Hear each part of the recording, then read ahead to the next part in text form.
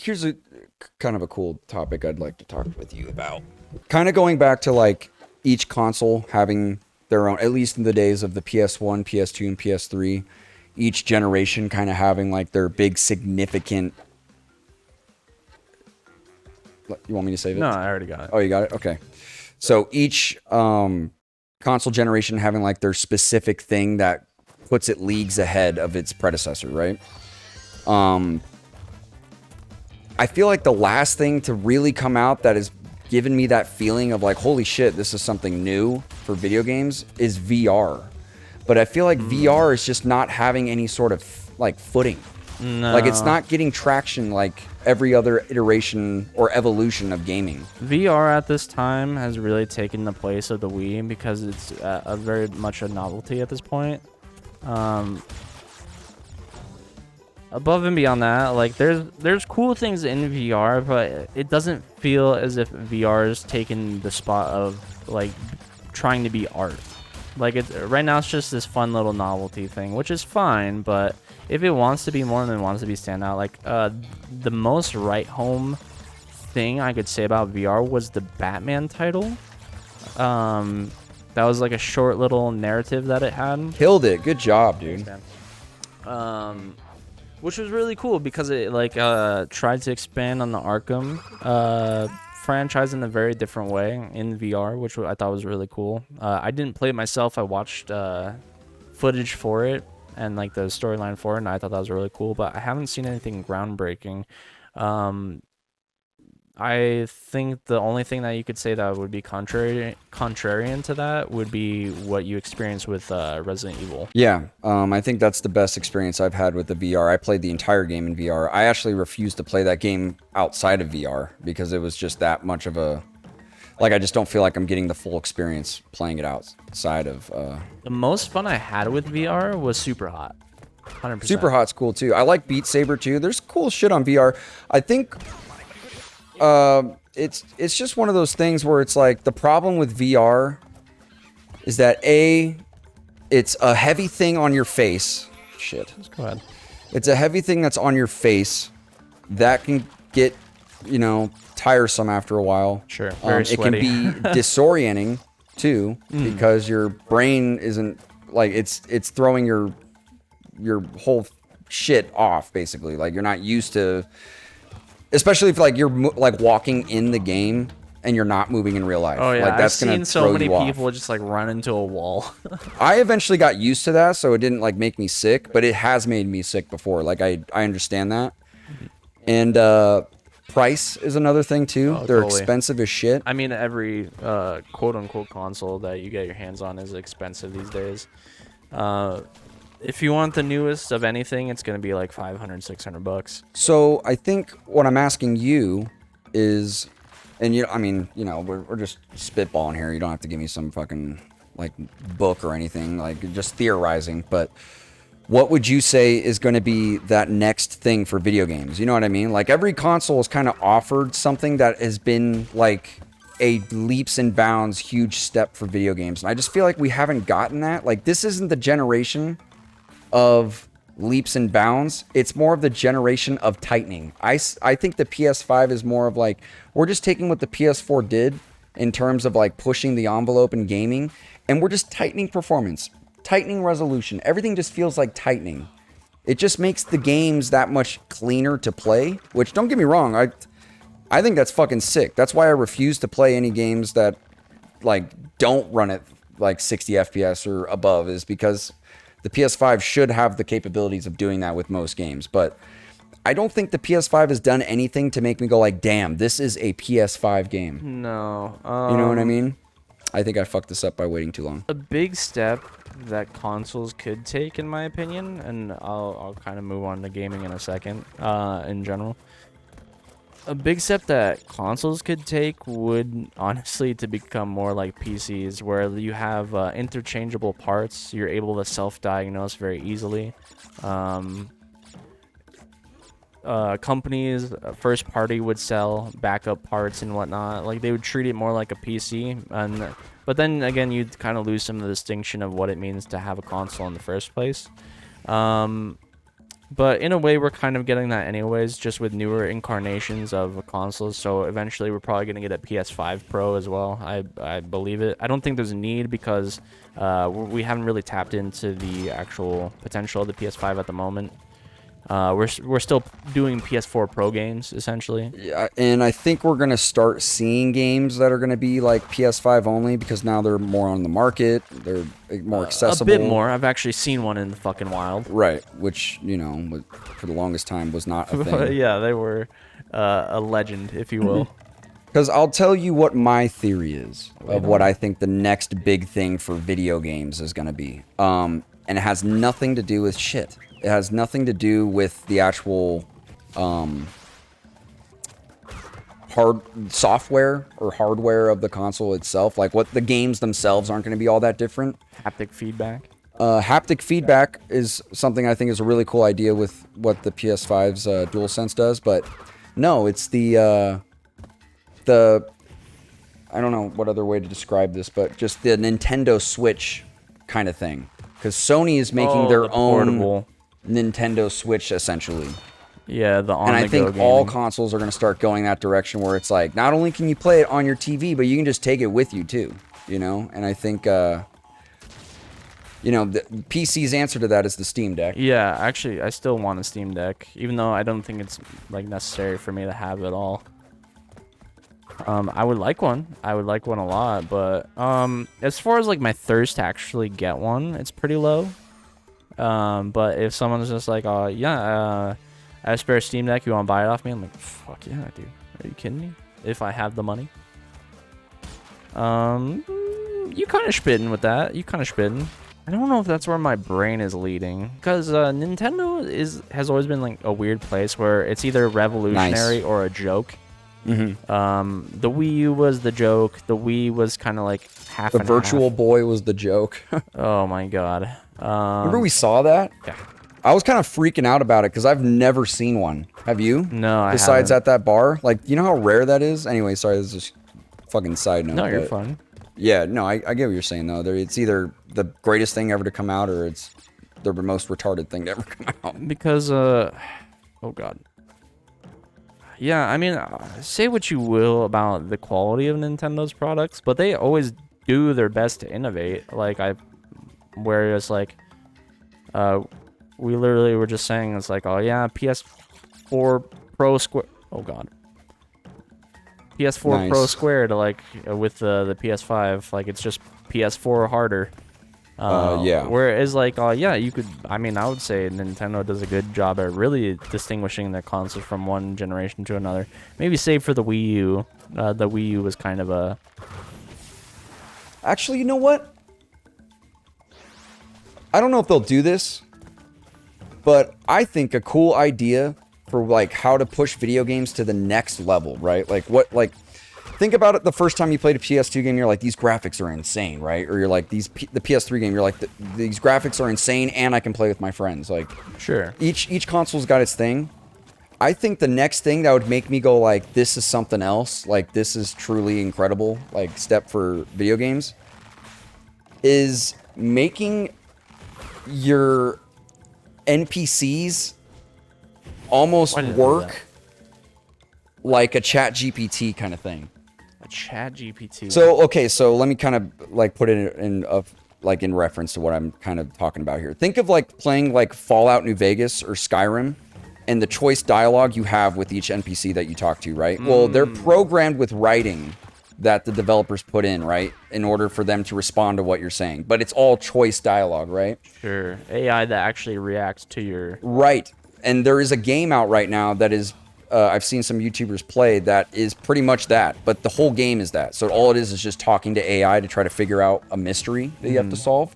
But you're actually talking to the AI. So now imagine that in a game like Starfield or something that's going to come out later this year. It's funny you say that because I've seen someone use, I don't know if it's ChatGPT, but it was an AI and they Oh, I'm fucking stupid. Just keep going. I took a couple lives. Oh, They programmed the AI into Skyrim, where, like, you know, pretty much exactly what you're saying. Like, you know, say what you will, and then like AI chooses the response accordingly. So I mean, it's feasible. It's feasible. I think that would be awesome because I would imagine playing like a single player like role playing game, and it just makes you that much more immersed when you're actually talking to the NPC. So you don't need to choose anything. You just have a mic on, and you're like, "Hey, I'm in Megaton right now, and I heard that there's something in this city over here. Do you know who I can talk to do that?" And the way I would imagine I just did it again. The way I would imagine the developers would kind of do that is they'd be like, okay, the AI can kind of talk to you about whatever the fuck you want. Here, you just play it. Because I'm trying to talk. So, but the AI, you can talk to it about whatever, but we're going to kind of put a baseline program in here to where their main objective in one way or another is to tell you this in the game to get you to here. You know what I mean? Like when you're talking to a character in something like Skyrim or in Fallout, a lot of the time they're trying to push you to either another quest, Yeah. or to get you to the next step in the main quest. You know what I mean? Or I mean, they're trying to sell you something. They all have their kind of programming, right? Each NPC. You gotta be shitting me. So just Why is it basically so make your hard? NPC more like a freelance conversation, but they just have a baseline objective of what they're supposed to be there for. You know what I mean? Yeah, like still guiding you, but using like a more interactive way to actually get you there, and more like They would essentially work the same as what I'm saying, but you can just talk to them more openly about whatever the fuck. You could just be like, "Do you know a spot where I can get guns?" Do you want to have sex with me? Or that. I mean, Wazowski. I just wonder what the limitations of that would be and what possibilities there could be in game design with that. Like, I think that's honestly a pretty big step in the right direction for video games to become that much more immersive. I'm with that actually. I'm like I like your line of thinking there. Alright, this is gonna take all my focus. No, you're good, bro. Oh, he's a god. Mr. Popo. Listen, you fat fucking half pint. Dude, yeah, we've been I finally twisted this guy's arm. We started season 7 of We started the Boo Saga, of essentially. Dragon Ball Z, and dude, shit's weird. I'm not gonna hold you. Yeah, dude, holy shit. I forgot how much like the Otherworld tournament like I just remember parts of the tournament. I don't remember the entirety of it. The main thing I remembered was PyCon. That was actually dope. That part was really cool. I actually liked that fight a lot. Yeah, that was actually animated pretty solid too. I imagine from here on out the animation's gonna be clean as shit. I can't wait till we get to the. Fuck that. I forget how we got past this part. I have an idea. I think I have an idea too. I wonder if you're. I'm just gonna skip one. That's exactly what I was just thinking. Cody-san, we are the same person. Yeah. Nice, nice. Fuck out of here. No. Oh, so there's Starfield coming out, right? Yeah. Which I'm actually, you know, despite everyone's skepticism, which I completely understand, I am still excited for that game. I'm looking forward to playing it. But imagine that style of game and that size game, but with NPCs that can actually just talk to you open mic. Fuck. You know, I think that would be insanely immersive. The immersion is the word. I agree. The problem with that is with how big the game already is. Sure. I don't know how much that would extend your play clock, but I would have to imagine it would be a considerable between how many NPCs you interact with already. It depends, though. It depends on how the AI is modeled. It would have to be something modeled very much smaller scale, so that way, like, whatever is interacting with you isn't, like, game breaking. Like, maybe instead of something like Starfield, maybe like a 10-hour game, something like that. Oh, you can't make that? No shot, you can't. I believe. Everyone misses the jump their first try.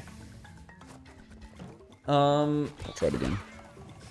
I don't know, man. Like, I think that would be, you know what? Like, if I were a developer, say like Bethesda, right? You got a lot riding on the line. You're trying to get sales, but you're also trying to make a good game, right? If you wanted to try something risky like that, just do like prototype it. Put it in a major AAA release, but what you should do is have one NPC in the game that's like that. Ooh, that's actually pretty smart. I like that. Or like, yeah, leave it at a handful. Where it's like, instead of like every other NPC is like a traditional Bethesda game where it's like you walk up, talk to them, and then it's choice dialogue. But then you walk up to an NPC and it says turn mic on, and you're like, what? And then you're like, oh shit, I can talk to him? Like, that would trip me the fuck out, dude. I'd be like, what? The babiest form of this is GTA Online or whatever it is, where you go to a convenience store, you start yelling at them. Yeah. And it's, like, you could just like, I'm fucked. I forgot that was the one. just yell like super nice things like,